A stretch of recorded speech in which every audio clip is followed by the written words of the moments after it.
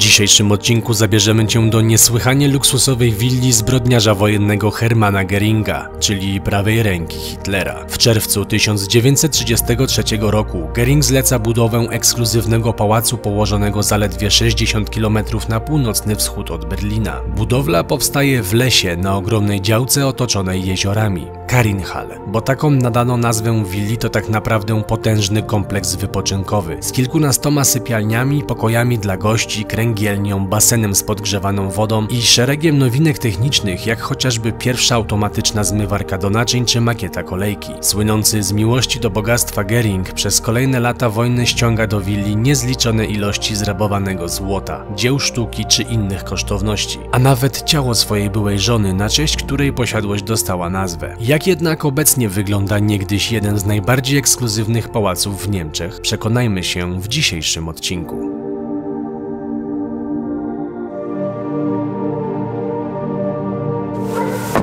Dojechaliśmy na miejsce. W tle możecie słyszeć szczekanie psa zwariowanego. Co jest ciekawe, że tutaj po bokach mieszkają ludzie i nie wiem, czy te domki kiedyś należały jeszcze do całego... Powiem Ci, że są zrobione trochę w takim starym ceglanym stylu, więc możliwe, że one rzeczywiście tutaj były. Ale no zobaczcie, na samej bramie widać chociażby emblematy jeszcze właśnie Göringa. No tak, jego herb rodowy. Brama wjazdowa do Marienhalle. W tym miejscu mamy właśnie dwa posterunki wartownicze.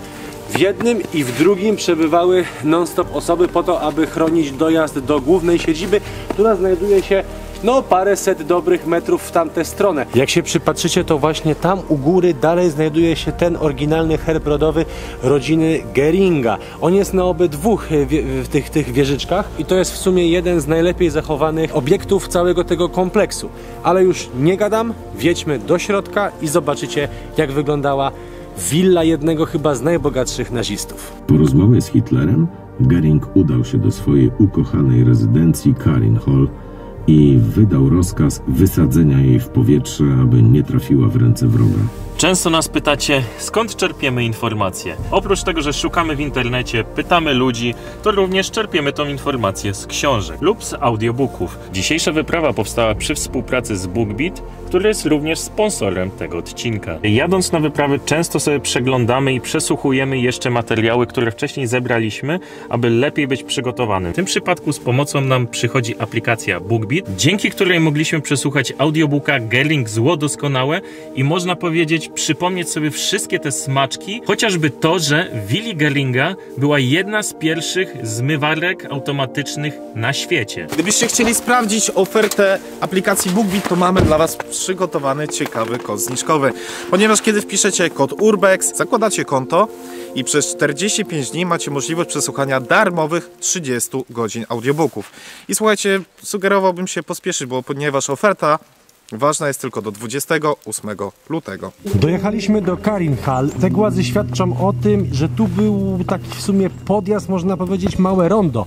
Cała willa znajdowała się w tamtą stronę. Mamy tablicę przedstawiającą okres budowy, najważniejsze osoby, które go odwiedziły. Tu jest mapa cała, którą mamy ściągniętą. Hermann Göring urodził się 12 stycznia 1893 roku. Pochodził z bardzo szlachetnie nobilitowanej rodziny. Po narodzinach Hermann Göring został pozostawiony guwernantką i przez 3 lata swoich rodziców nie widział. Dopiero po skończeniu kariery konsularskiej, gdy jego ojciec wrócił do Niemiec, znowu spotkał rodziców. Szukamy zgliść, zgliść, w sumie to pozostałości, ponieważ Göring kazał wysadzić swoją posiadłość, jak przychodził front czerwony. Zobaczcie, tam... Tak, w 45. Tam są chyba jakieś pozostałości. Właśnie nie wiem, czy to są kłody, czy to są... Tak, czy to są kawałki kamienia. Bo w ogóle jeszcze jest druga akcja taka, że Niemcy po wojnie z obawy przed tym, że będą robić tutaj kult neonazistów, kazali to też zrównać z ziemią, ale coś zostało, na przykład kamień. Takie kocie łby, można powiedzieć, które prowadziły. O, zobacz, następny. Możliwe, że do domu. No, tylko, że pod śniegiem ciężej to znaleźć. Ja widziałem w internecie zdjęcia, że są jeszcze miejsca, gdzie ktoś zrobił podkop, znalazł kawałki jakieś przejścia takie w podziemia. Może uda się też tam to znaleźć. No dobrze by było. Wiem, jak to może wyglądać, że chodzimy po lesie i szukamy kamieni, ale tak jest.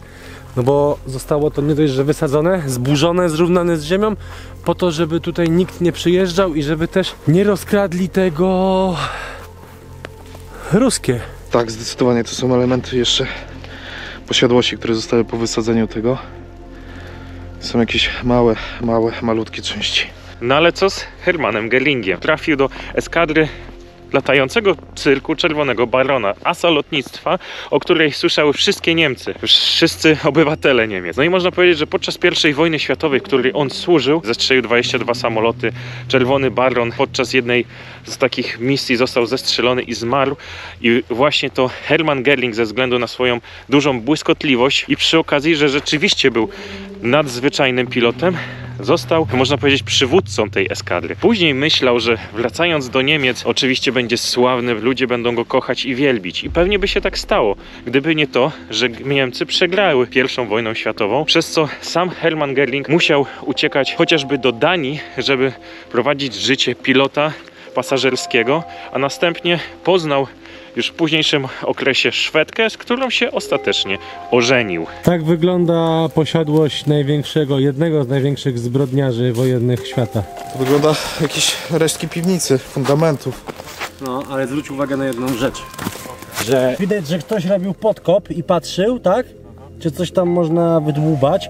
Wiecie, ludzie tutaj szukali tych wszystkich skarbów, które on nakradł.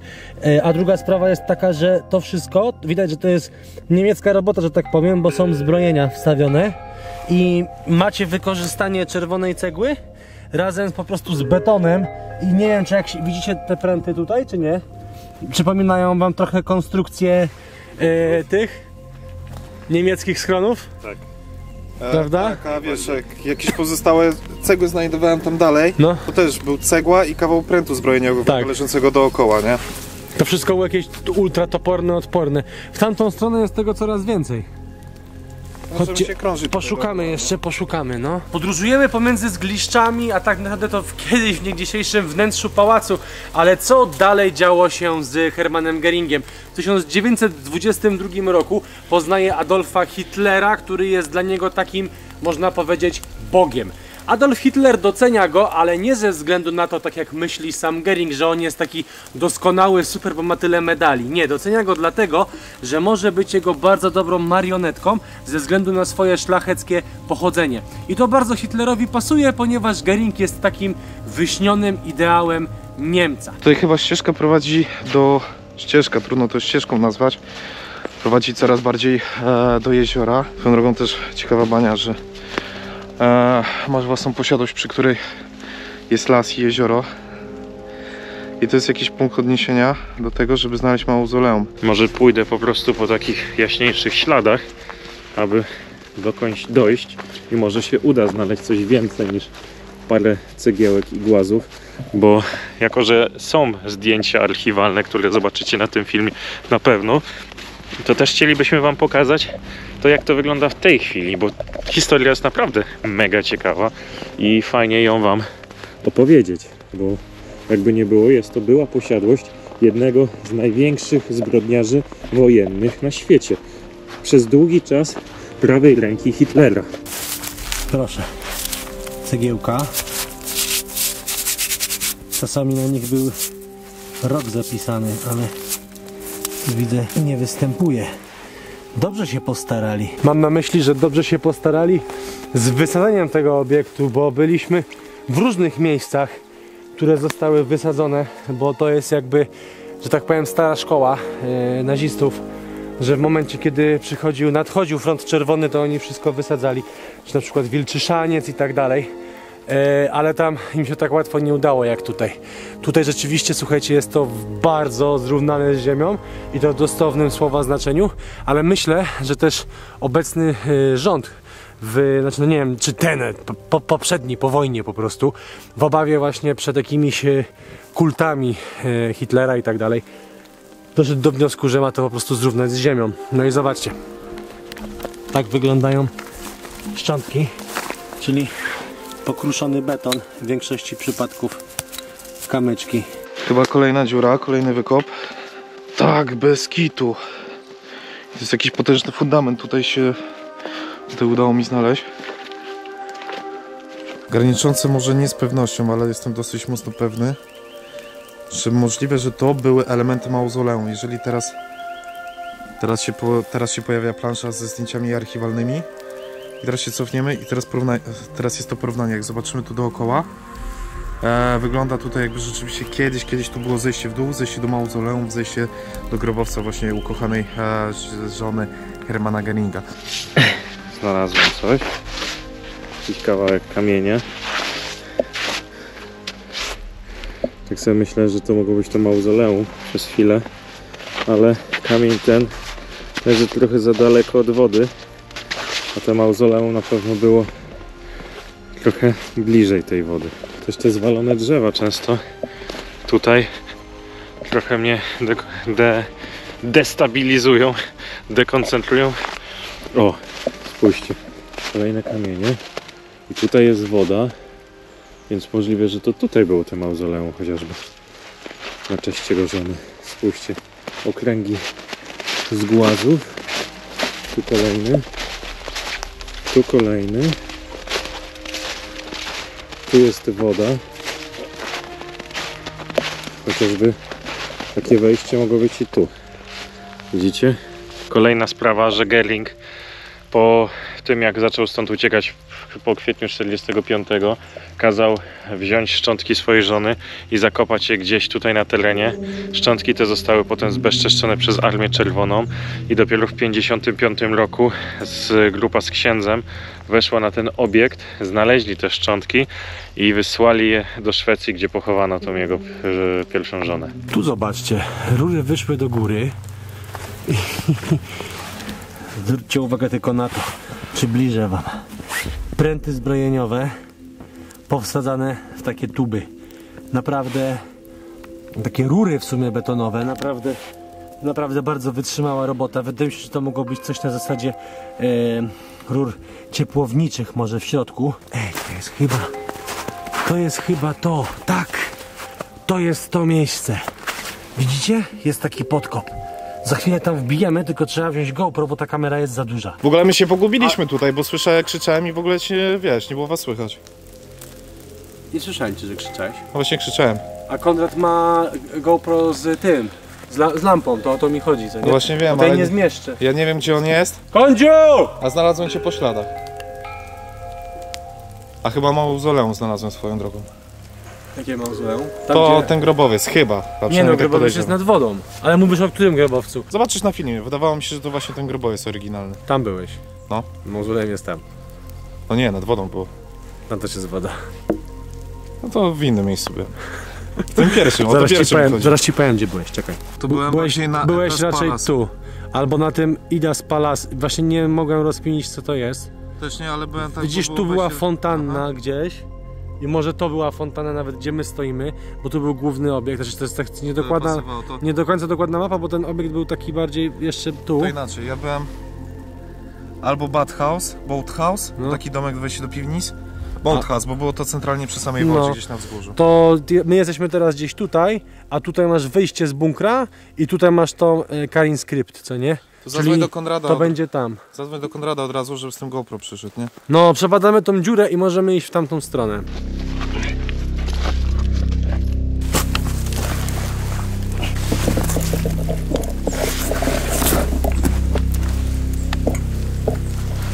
Byleby nie upuścić kamery. Szkoda by było. Czyli ten tunel idzie gdzieś w sumie w tamtą stronę, to nie? Jakoś tak.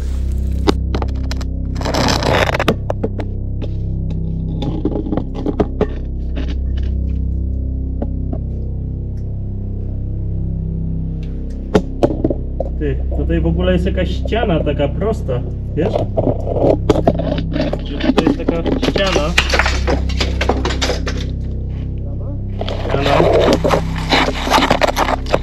Jakby tutaj była jakaś piwnica.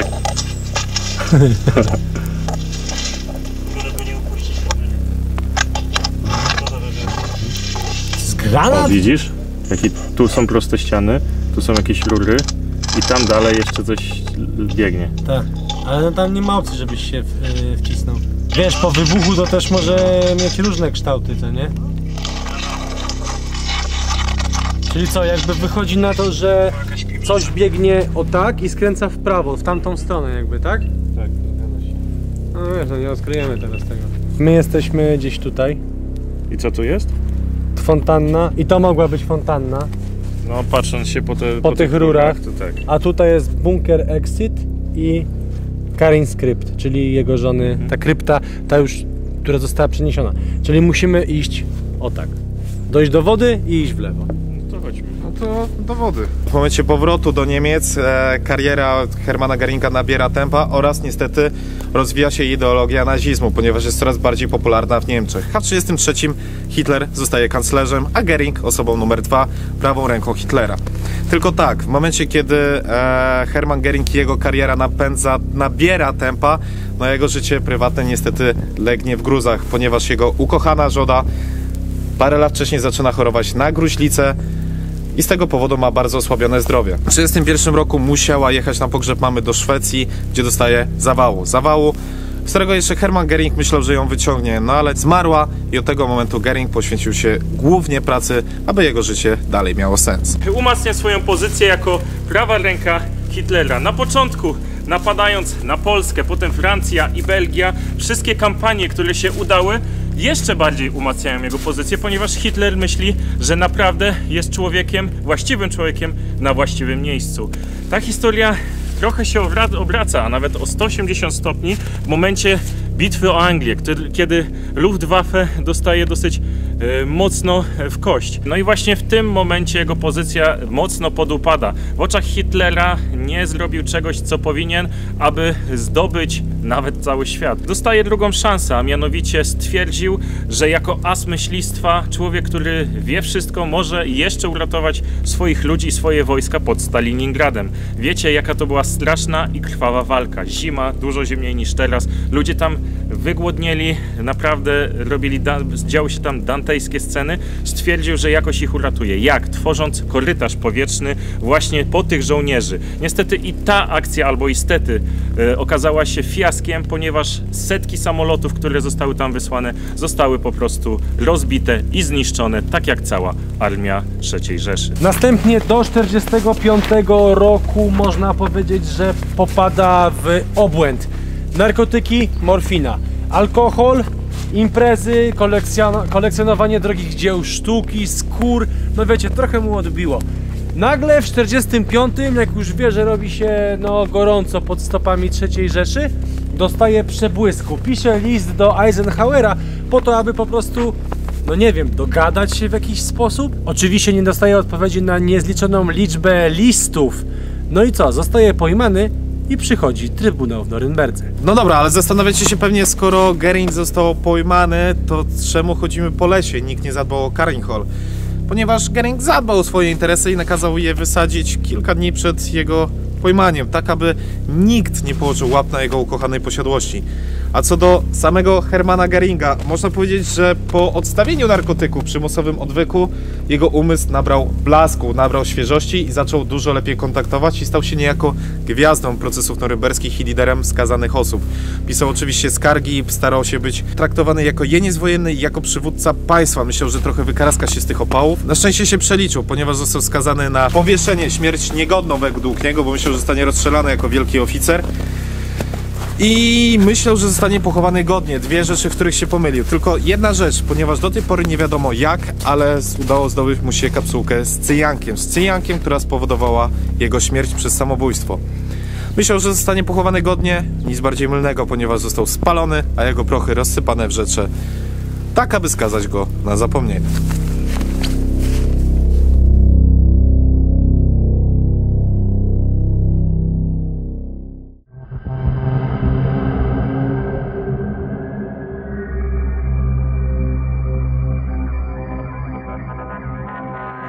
Schron, wyjście z bunkra schronu było gdzieś tutaj.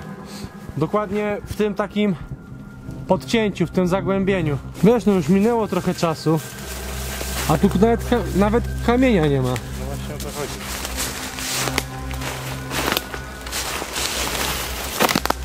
No ale na 100% gdzieś w tym miejscu było wyjście z tego schronu kiedyś, co nie? Dobra, to odhaczony kolejny punkt. No odhaczony.